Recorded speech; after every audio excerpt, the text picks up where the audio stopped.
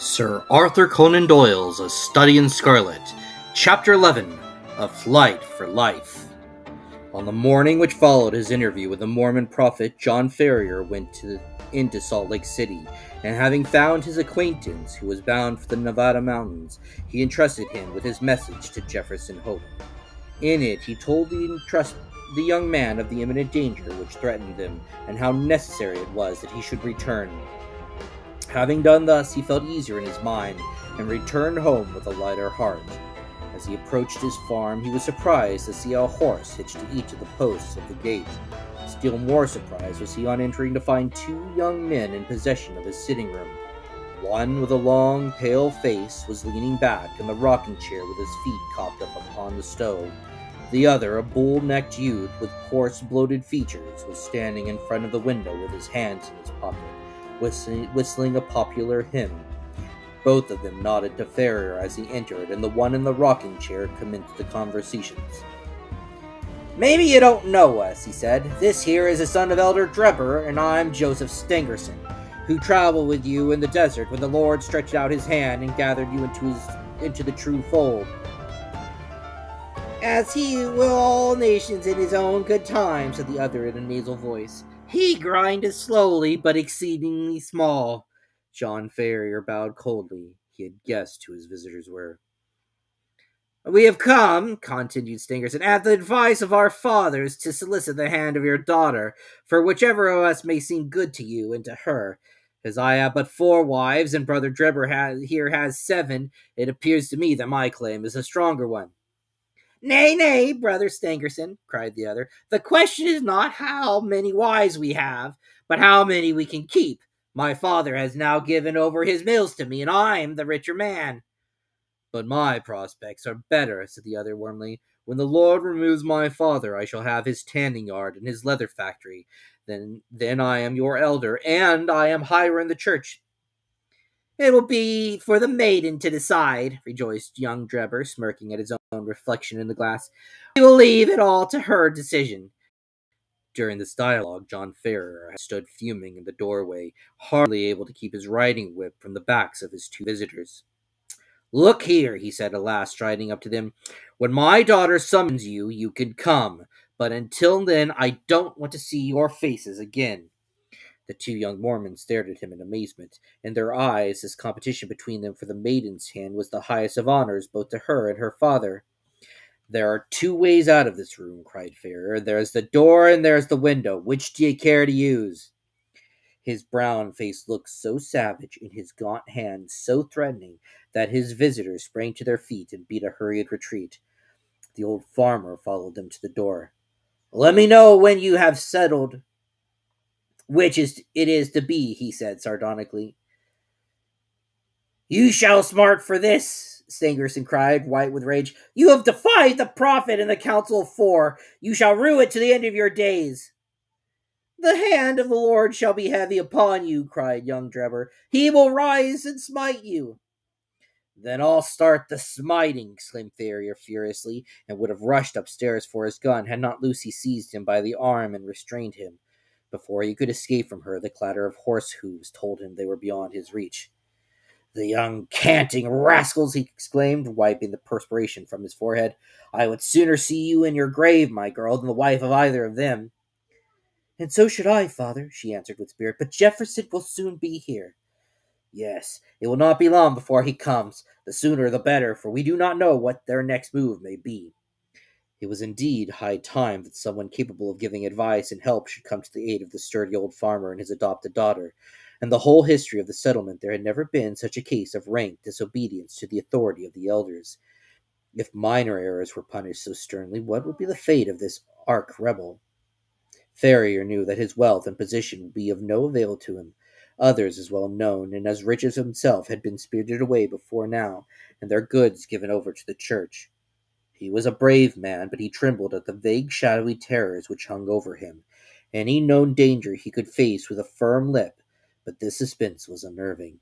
He concealed his fears from his daughter, however, and affected to make light of the whole matter, though she, with the keen eye of love, saw plainly that he was ill at ease. He expected that he would receive some message or remonstrance from Young as to his conduct, but he was not mistaken, though it came in an unlooked for manner. Upon rising next morning, he found to his surprise a small square of paper pinned onto the coverlet of his bed just over his chest. On it was printed in bold, straggling letters, 29 days are given you for amendment, and then the dash was more fear inspiring than any threat could have been. How this warning came into his room puzzled John Ferrier sorely, for his servants slept in an outhouse, and the doors and the windows had all been secured. He crumpled the paper up and said nothing to his daughter, but the incident struck a chill into his heart. The 29 days were evidently the balance of the month which Young had promised. What strength or courage could avail against an enemy armed with such mysterious powers?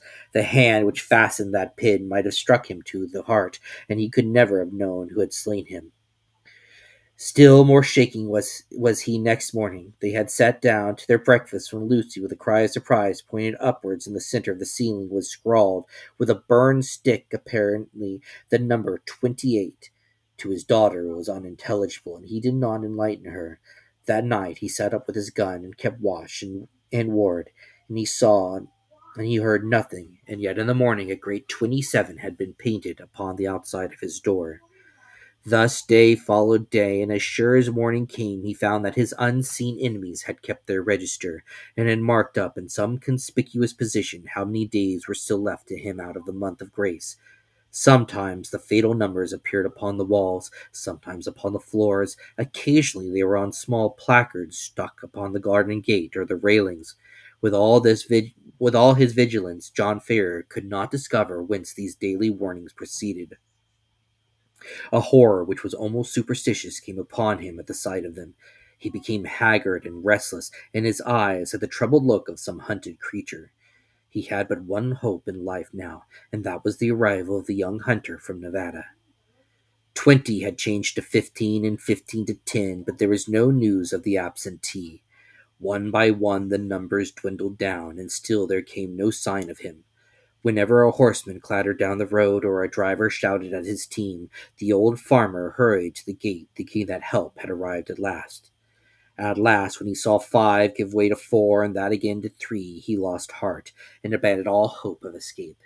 Single handed, and with his limited knowledge of the mountains which surrounded the settlement, he knew that he was powerless. The more frequented roads were strictly watched and guarded, and none could pass along them without an order from the council. Turn which way he would, there appeared to be no avoiding the blow which hung over him. Yet the old man never wavered in his resolution to be part with life itself before he consented to what he regarded as his daughter's dishonor. He was sitting alone one evening, pondering deeply over his troubles, and searching vainly for some way out of them. That morning had shown the figure 2 upon the wall of his house, and the next day would be the last of the allotted time. What was to happen then?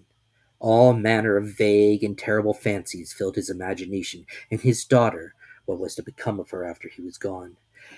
Was there no escape from the invisible network which was drawn round them? He sank his head upon the table and sobbed at the thought of his own impotence. What was that? In the silence he heard a gentle scratching sound, low but very distinct in the quiet of the night. It came from the door of the house. Ferrier crept into the hall and listened intently. There was a pause for a few moments, and then this low, insidious sound was repeated. Someone was evidently tapping very gently upon one of the panels of the door. Was it some midnight assassin who had come to carry out the murderous orders of the secret tribunal? Or was it some agent who was marking up that last day of grace had arrived? John Ferrier felt that instant death would be better than the suspense which shook his nerves and chilled his heart. Springing forward, he drew the bolt and threw open the door. Outside all was calm and quiet. The night was fine, and the stars were twinkling brightly overhead. The little front garden lay before the farmer's eyes, bounded by the fence and gate, but neither there nor on the road was any humans left, until happening to glance straight down at his own feet, he saw to his astonishment a man lying flat upon his face upon the ground, with arms and legs all asprawl. So unnerved was he at the sight that he leaned up against the wall with his hands to his throat to stifle his inclination to call out. His first thought was the prostrate figure was that of some wounded or dying man, but as he watched it, he saw it writhe along the ground and into the hall with the rapidity and noiselessness of a serpent. Once within the house, the man sprang to his feet, closed the door, and revealed to the astonished farmer the fierce face and resolute expression of Jefferson Hope. "Good God!" gasped John Ferrer. "How you scared me! Whatever made you come in like that?" "Give me food," the other said hoarsely. "I've had no time for bite or sup for 8 and 40 hours." He flung himself upon the cold meat and bread which were still lying upon the table from his host's supper, and devoured it voraciously. "Does Lucy bear up well?" he asked when he had satisfied his hunger. "Yes, she does not know the danger," her father answered. "That's well. The house is watched on every side. That is why I crawled my way up to it. They may be darned sharp, but they're not quite sharp enough to catch a Washoe hunter." John Ferrer felt a different man now that he realized that he had a devoted ally. He seized the young man's leathery hands and wrung it cordially. "You are a man to be proud of," he said. "There are not many who could come to share our danger and our troubles." "You hit it there, pard," the young hunter answered. "I have a respect for you, but if you were alone in this business, I'd think twice before I put my head into such a hornet's nest. It's Lucy that brings me here, and before harm comes on her, I guess there will be one less of the Hope family in Utah. What are we to do? Tomorrow is your last day, and unless you act tonight, you are lost. I have a mule and 2 horses waiting in the Eagle Ravine. How much money have you?" $2,000 in gold and five in notes." "That will do. I have as much more. I have as much more to add to it. We must push for Carson City through the mountains. You had best wake Lucy. It's as well that the servants do not sleep in the house."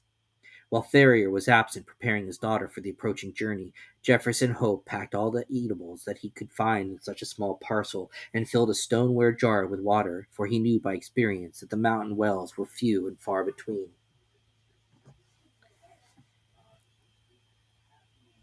He had hardly completed his arrangements before the farmer returned with his daughter, all dressed and ready for a start. The greeting between the lovers was warm but brief, for minutes were precious and there was much to be done. "We must make our start at once," said Jefferson Hope, speaking in a low but resolute voice, like one who realized the greatness of the peril, but has steeled his heart to meet it. "The front and the back entrances are watched, but with caution we may get away through the side window and across the fields. Once on the road, we are only 2 miles from the ravine where the horses are waiting. By daybreak, we should be halfway through the mountains." "What if we're stopped?" asked Ferrier. Hope slapped the revolver butt which protruded from the front of his tunic. "If there are too many of us, we shall take 2 or 3 of them with us," he said with a sinister smile. The lights inside the house had all been extinguished, and from the darkened window Ferrier peered over the fields which had been his own, and which he was now about to abandon forever. He had long nerved himself to the sacrifice, however, and the thought of the honor and happiness of his daughter outweighed any regret at the ruined fortunes. All looked so peaceful and happy, the rustling trees and the broad silent stretch of grain land, that it was difficult to realize that the spirit of murder looked through it all. Yet the white face and set expression of the young hunter showed that in his approach to the house he had seen enough to satisfy him upon the head. Ferrier carried the bag of gold and notes. Jefferson Hope had the scanty provisions and water, while Lucy had a small bundle containing a few of her more valued possessions. Upon the window, Opening the window very slowly and carefully, they waited until a dark cloud had somewhat obscured the night, and then one by one passed through into the little garden. With bated breath and crouching figures, they stumbled across it and gained the shelter of the hedge, which they skirted until they came to the gap which opened to the cornfields. They had just reached this point when the young man seized the 2 companions and dragged them down the shadows, where they lay silent and trembling. It was as well that his prairie training had given Jefferson Hope the ears of a lynx. He and his friends had hardly crouched down before the melancholy hooting of a mountain owl was heard within a few yards of them, which was immediately answered by another hoot at a small distance. At the same moment a vague shadowy figure emerged from the gap from which they had been making, and uttered the plaintive signal cry again, on which a second man appeared out of obscurity. "Tomorrow at midnight," said the first who appeared in the authority, "when the whippoorwill calls 3 times." "It is well," returned the other. "Shall I tell Brother Drebber?" "Pass it to him, and from him to the others. 9 to 7." "7 to 5," repeated the other, and the 2 figures flitted away in different directions. Their concluded words had evidently been some form of sign and countersign. The instant that their footsteps had died away in the distance, Jefferson Hope sprang to his feet, and helping his companions through the gap, led the way across the fields at the top of his speed, supporting and half carrying the girl when her strength appeared to fail her. Hurry on, he gasped from time to time. "We are through the line of sentinels. Everything depends on speed. Hurry on." Once on the high road, they made more rapid progress. Only once did they meet anyone, and then they managed to slip into a field and so avoid recognition. Before reaching the town, the hunter branched away into a rugged, narrow footpath which led to the mountains. Two dark, jagged peaks loomed above them through the darkness, and the defile which led between them was the Eagle Canyon, in which the horses were awaiting them. With unerring instinct, Jefferson Hope picked his way among the great boulders and along the bed of a dried up watercourse until he came to the retired corner, screened with rocks, where the faithful animals had been picketed. The girl was placed upon the mule and an old farrier upon one of the horses with his money bag, while Jefferson Hope led the others along the precipitous and dangerous path. It was a bewildering route for anyone who was not accustomed to face nature in her wildest moods. On the one side, a great crag towering up 1,000 feet or more, black, stern, and menacing, with long basaltic columns upon its rugged surface, like the ribs of some petrified monster. On the other hand, a wild chaos of boulders and debris made all advance impossible. Between the two ran the irregular track, so narrow in places that they had to travel in Indian file, and so rough that only practiced riders could have traversed it at all. Yet, in spite of all dangers and difficulties, the hearts of the fugitives were light within them, for every step increased the distance between them and the terrible despotism from which they were flying. They soon had a proof, however, that they were still within the jurisdiction of the saints. They had reached the very wildest and most desolate portion of the pass when the girl gave a startled cry and pointed upwards. On a rock which overlooked the track showed out dark and plain against the sky there stood a solitary sentinel. He saw them, and as soon as they perceived them, in his mountain military challenge of "Who goes there?" rang the silent ravine. "Travelers for the north," said Jefferson Hope, with his hand upon his rifle which hung by his knife. They could see that the lonely watcher fingering his gun and peering down at them as if dissatisfied at their reply. "By whose permission?" he asked. "The Holy Four," answered Ferrier. His Mormon experience had taught him that this was the highest authority to which he could refer. "9 from 7," cried the sentinel. "7 from 5," returned Jefferson Hope promptly, remembering the countersign which they had heard in the garden. "Pass, and let the Lord go with you," said the voice from above. Beyond the post the path broadened out, and the horses were able to break into a trot. Looking back, they could see the solitary watcher leaning upon his gun, and knew that they had passed the outlying posts of the chosen people, and that freedom lay before them.